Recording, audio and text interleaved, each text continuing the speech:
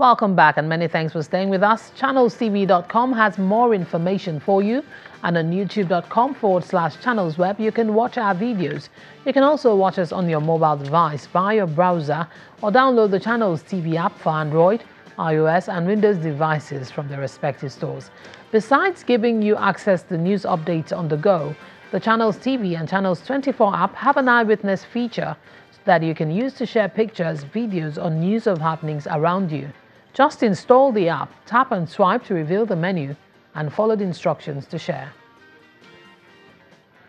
The Osun Development Association is appealing to leaders of political parties to be mindful of their campaign messages ahead of the September governorship election in the state.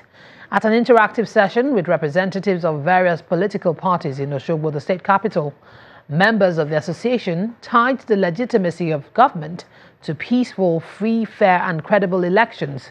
The discussions also provided an opportunity to exchange ideas on achieving peaceful and purposeful electioneering now and in the future.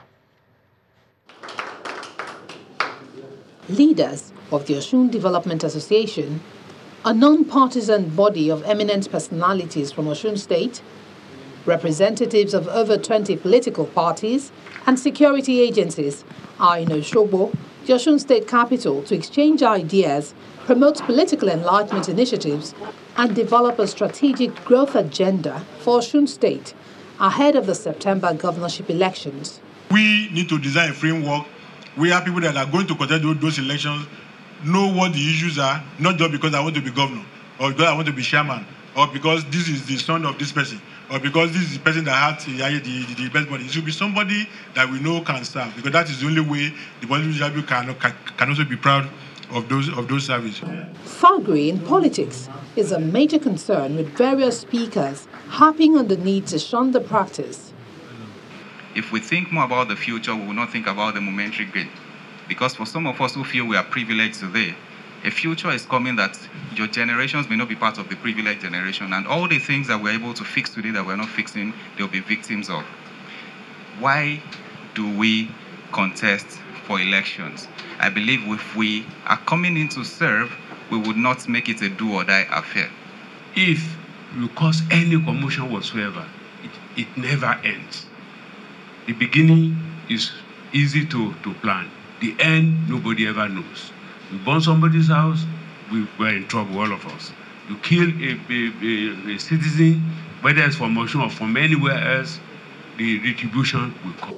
Representatives from some political parties present say they are ready to abide by the rules of fair play.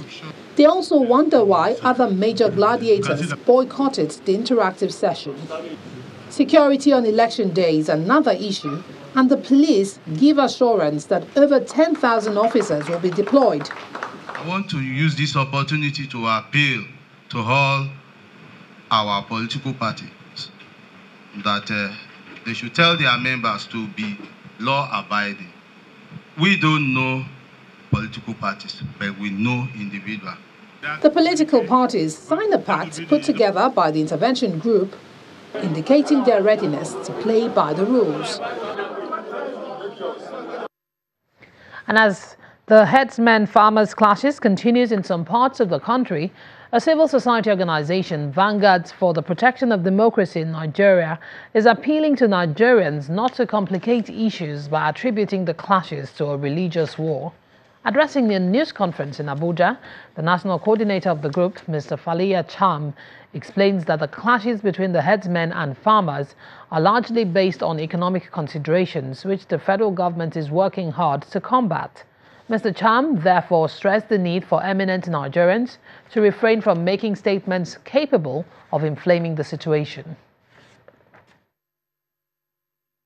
It is most unfortunate that certain high-profile individuals in the country have turned their backs on the fatherland and openly become willing accessories to the evil and unpatriotic plot of other enemies of Nigeria, both within and outside. Such individuals chose to betray the national cause from which they derive their privileged status and recognition as statesmen and leaders by fanning embers of discord and intolerance among people while at the same time undermining the legitimacy, authority, and effective performance of the defense and security agencies at a critical period. 35 farmers in Plateau State are part of the first set of beneficiaries of an equipment distribution scheme of the Plateau State government, which seeks to empower farmers to achieve high-yield crops. The state governor, Simon Lalong, warned against misuse of the tractors or reselling the equipment, appealing instead that they take advantage of the opportunity to improve their harvest. Very distinguished stakeholders in the agriculture. Plateau has led an example, good example, and all other states should follow. So today we are privileged to be part of those that will mark the beginning of farming, of real farming in Plateau State. Those who are beneficiaries. The fact that state government subsidize these tractors for you does not mean that you can go and sell it.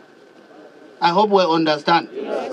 AFAM, I have had cases in other states where people collect subsidized tractors like this, and the next thing you see the tractors in other states. You would have sold the tractor. We are doing it because it will not only help you, it will also help people who are there. You go and farm for them. Farm for them. So if you get it, don't rush and say you are going to sell it. The fact is that as we give you, we are expecting that you will be added, your name will be added to the millionaires in Plateau State.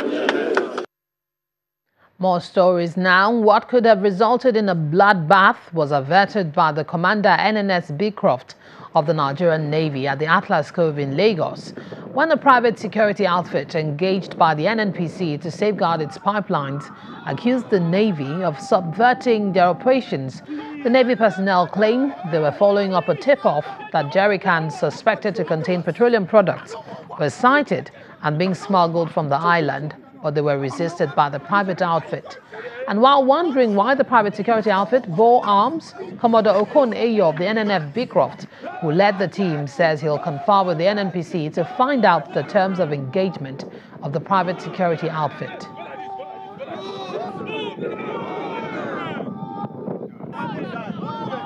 The contract was given to us anonymously. You understand what I'm saying? It's none of their business. You understand?